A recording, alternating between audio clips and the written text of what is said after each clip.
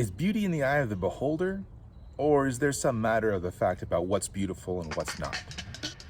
Let's consider.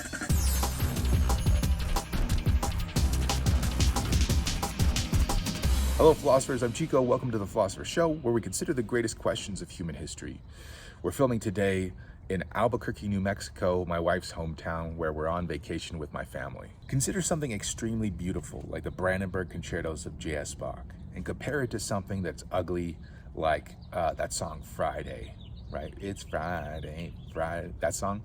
And the only reason I'm choosing that song is because it's famous for being bad. I don't want to pick on anybody, okay? That's not my deal. But is there a matter of fact about which one of those songs is beautiful and which one isn't? Or is it just a matter of taste? One possible answer to that is pure subjectivism, that it's purely a matter of taste which one is beautiful and which one isn't. So when you say that the Brandenburg Concertos are beautiful, really what you're saying is something like that you just like the Brandenburg Concertos, or that you experience pleasure when you hear the Brandenburg Concertos, but you're not actually saying something about them themselves, right? There's no property, beauty that these concertos have in and of themselves. Now, a worry about that, an objection to this view would be that, well, it seems if that's all, then doesn't the word beauty become meaningless, right? If all that we're talking about then is just beauty is, I like Brandenburg Concertos, then why even have the word beauty in the first place, right? It seems to be a meaningless term. And this is especially the case since it seems like we can determine the difference between taste and beauty, right? To say something like Brandenburg Concertos are beautiful is identical to I like the Brandenburg Concertos. Can't I not like the Brandenburg Concertos and still see that they're beautiful, right? If I look, I don't like Friday and I see that it's ugly. Can I not like Brandenburg Concertos and say, yeah, but that's beautiful, whereas Friday is ugly? Seems like I could do that. And if so, it seems like I'm determining something about the objects themselves when I say beautiful, whereas when I'm saying I like them, I'm determining something about myself. Another objection you could give here is that, would anybody actually listen to the song Friday? No, right? You wouldn't throw that in your car and drive down the freeway and be like, this is my jam, right? You wouldn't listen to that unless you had to listen to that. The only reason you would listen to that is to prove somebody wrong that is saying that beauty is objective, right? That's the only reason that you would actually listen to this song. So it seems like our tastes, or not our tastes, but it seems like our discernment of beauty is all converges. It coincides to a remarkable extent.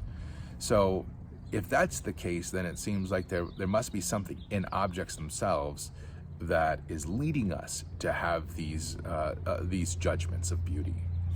Now, there is a possible response, and the thing is about this, and we're going to go through a few more arguments on the subjectivist side and the objectivist side.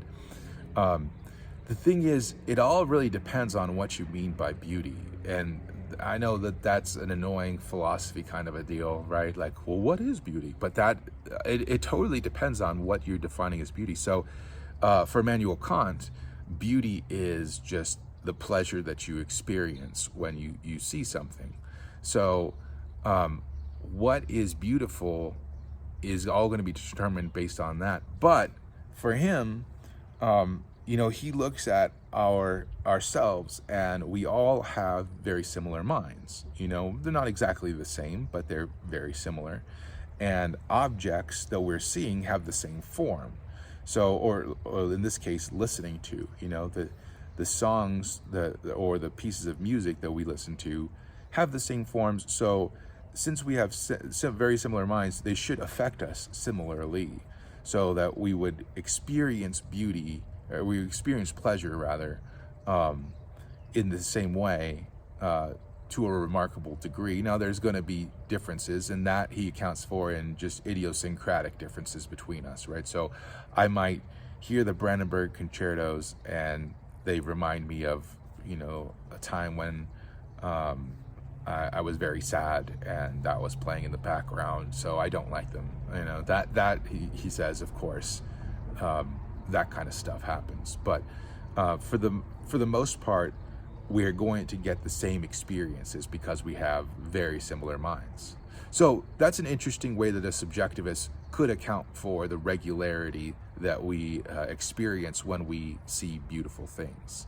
A third objection is that you could actually argue about what is beautiful and what isn't, and people can agree and disagree and give reasons, and they can be convincing reasons. I had to take a course in college at the Air Force Academy, funny enough, about musical appreciation, and we sat there and we had to study different pieces of music, and you saw why a piece of music was beautiful, even if you didn't like to listen to classical or Baroque or whatever kind of music that you're listening to. You still could see like, oh wow, well, it's incredible that Bach could make a fugue, you know, like, how is that possible in the first place? You can see why the thing would be considered beautiful even if you didn't appreciate it yourself. So that's pure subjectivism.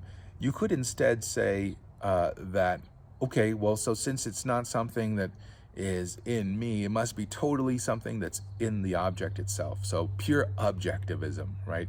The beauty is in the object, and it's just beautiful, and that's it. And, you know, whether or not we have anything to do with it. One popular objection that people have to this is that it's bad for society. So if beauty is purely objective, then, you know, ugly people don't get hired as quickly as beautiful people. So if we can say that, hey, there's no such thing as beauty in itself, it's just a matter of taste, then we could say everybody's beautiful, and so everybody should get hired, and then, you know, we can make strides against certain views of beauty, and then everybody is happy. The big problem with this objection is that it's just the effects that a truth has on society has no bearing on the truth itself. So, you know, there are all kinds of things that we might consider unjust or bad for society, but that just are true. Like, so for example, if you're more intelligent, then you're going to be better off. You're most likely going to be successful, more likely to be successful than if you were really dumb. And that's just a matter of fact. There's no point in denying it. So just because something is maybe harmful or unjust doesn't mean that it's not true. So we might lament the fact that it's true, but there's no point denying the fact that it's true. So if you were a pure objectivist, then this wouldn't be a very convincing argument.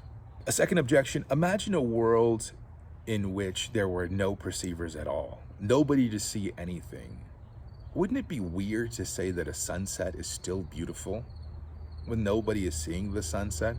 It's kind of an odd thing to say, right? So the objection here goes that if beauty is objective, that would entail that there were beautiful things even if there was no one there to perceive their beauty. Personally, I don't find this objection very convincing, because I look at it and I see that there would still be true things if there was nobody to know them. You know, so like the sentence, "there is a sunset," that would be true even if nobody was around to know that it was true, right? So if something can be true even if there are no one to know them, something could be beautiful even if there's no one to enjoy it, right? So I don't know. If you were a pure objectivist, I wouldn't find this very convincing. A third objection is that if beauty is objective, that means that it could be detected by scientific instruments. This is the most puerile of all the objections I've seen.